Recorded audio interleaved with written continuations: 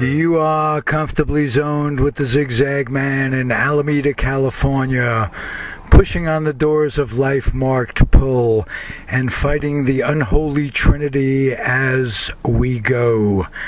Big business, organized religion, and government.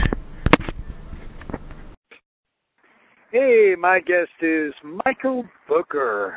And he books comedy. No, he doesn't. He's a comedian. Yes, he does. He books comedy, too. I've done both for a number of years. For a number of years. When I was first getting started doing comedy in places like the Holy City Zoo and Rose and Thistle in San Francisco back in the 80s, you had already been doing it for quite a while.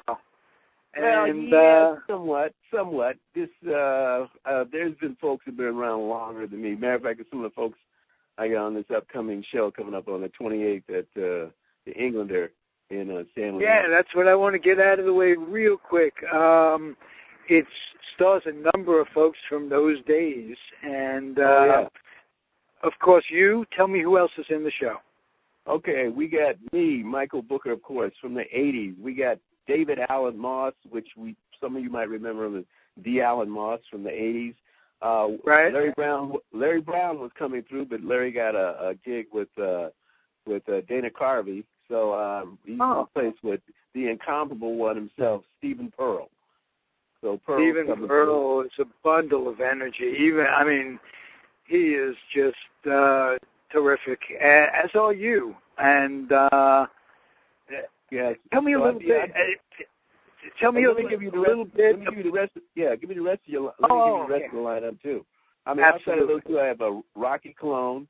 He's going to be there. Norm Hazard from the Hazard Brothers, and Leslie Zimmerman. So we're going to have a cavalcade of cattle there. Cades of cattle. And, the one nice thing about the comedy community is that they're tight, and you guys have kept together for all these many years. And that really, and when you get on stage with a bunch of people that have been your friends for a long time, all the inhibitions go away, and instantaneously you become one with the audience because you've made each other laugh for so many years that you know you can do it, and it's really nice. A show like this is really appreciated. Go ahead. I just want to know the address of when the exact show is, time, the address, how to get there, all that stuff. Okay, it's at the Englander restaurant on 101 Parrott Street in San Leandro. For those of you that travel, take the Marina exit or Estadillo exit, Pelton Center. You can find it close to where the old Tommy T's was. Beautiful. From there. Yeah, so that's in the vicinity. And like I said, 101 Parrott Street, Englander, San Leandro. This coming Saturday, the 28th, 8 p.m., and tickets are $15 in advance. And you can call my business number, my comedy number, 510-582-4092.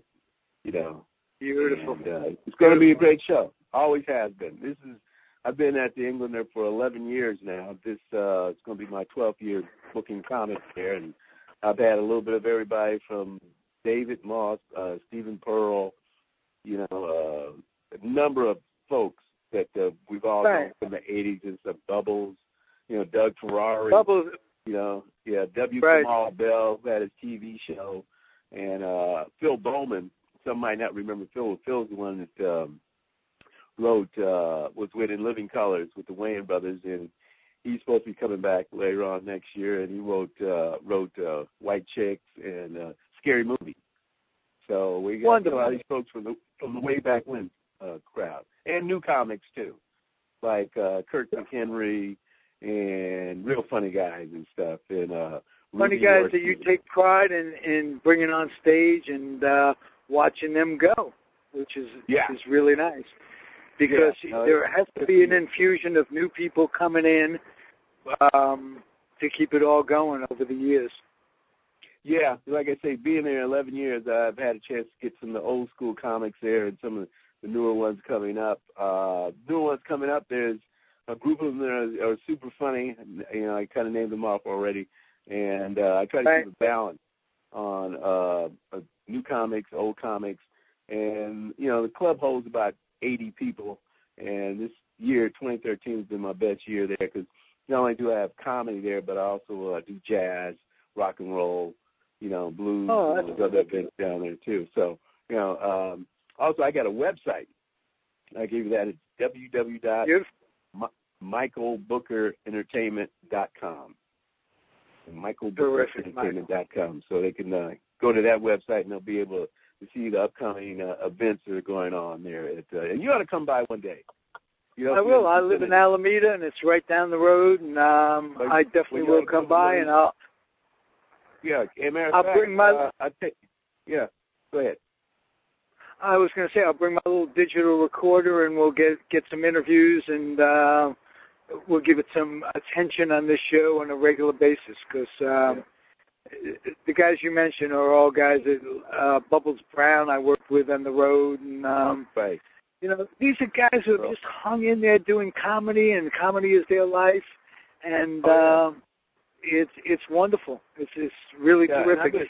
I've been fortunate enough to work at Chabot College, and through Chabot College they have a TV channel there, Comcast TV 27, that's basically covering Union City, Hayward, San Leandro, Oakland, Castro Valley.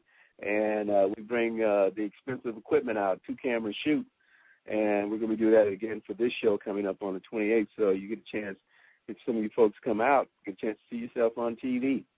So we're very nice. Very nice. Michael, tell me a little bit about yourself. How'd you get started doing comedy? Were you a kid and people said, yeah, you know, kid in class making everybody laugh, and everybody said, this guy has to be on stage? Or did you just have a comedian that you followed, or what was it? Well, it was a combination of both. You know, I was always funny and stuff. The class cut up, getting thrown out of class or getting in trouble and stuff. Parents have to come to school and figure out, you know, what's going on. Also, it was a case of, you know, made people laugh in high school, got into a few other adventures, and this girl that I was dating, we went to go see Richard Pryor at the Circle Star Theater, this out far back. So you started out with the king. Yeah, I mean, so we're at the show watching Richard, and what happened was Richard did 15 No, that's what I mean. You started, yeah. Oh, wow. Yeah, and Richard did 15 minutes because he was rehearsing for his Live at the Sunset Strip show. And we all thought he was just kidding. Then when he walked off after 15 minutes and we found out he didn't, I told the girl I was dating at the time, I said, well, I could do that. And then from there, I started going to open mics at the Holy City Zoo, the other cafe. You know, you remember those places way back. Oh, I remember well. And we've had, on this show, on this air, I've had like 5 or 6 different folks. Ferrari, Kurt Weitzman, Jim Gunn from back in the day. And tell me your Holy City Zoo story. Oh, well, one of many Holy City Zoo stories, I was about ready to go on stage, and they said the next comic bringing up here, really funny guy, super funny, it'll make you laugh. And I was about ready to step on stage, and they said, ladies and gentlemen, Robin Williams. You know, I felt like, whoa, wait a minute. You know, but I got a chance to perform with a lot of different folks. You know, I had a chance to do 3 weeks with Pat Paulson.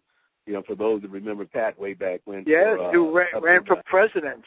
Yeah. Oh yeah, up in Tahoe. I was sitting with him when he won $350,000 in a video poker machine. I still have a picture of it to show you how long ago it was. I ran up to my room because I figured nobody had ever believed that he won this amount of money on the progressive poker machine, and I came down and took a picture with my Polaroid camera. And that's how far, you know, that goes. Also had a perform with the Coasters and stuff. Did them over in San Francisco.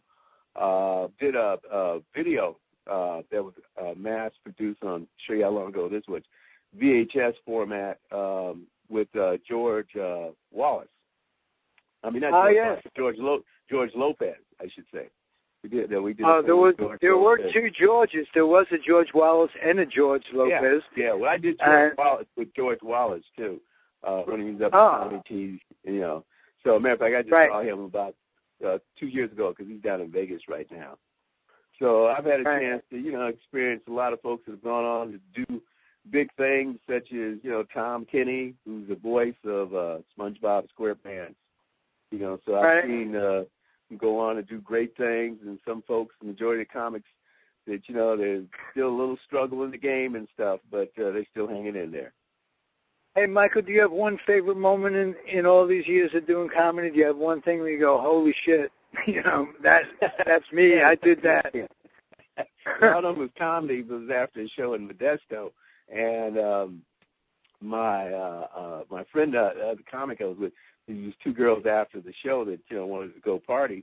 So we went back to their where they live, which was a 200 unit complex of apartments, and we went and got in the hot tub, myself and the midget and I, and evidently we got too noisy, and somebody called the cops, and they thought she was a little girl, and so they had to, she had to go get ID and prove that who she was. But what had happened was I ended up seeing this young lady, 3 years later. Right. Now, keep in mind, I was in Modesto when this happened, and naturally the cops didn't do anything because, she was like 24. I'm in, do you remember O.T. Price's SoCal? They had a comedy club over there because one of the Smothers Brothers owned it.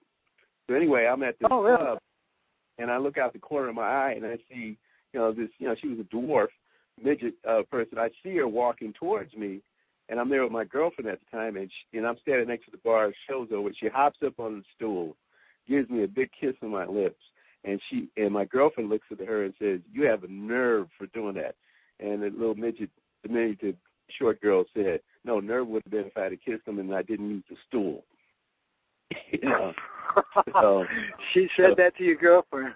Yeah, she told my girlfriend that. So that is a great line.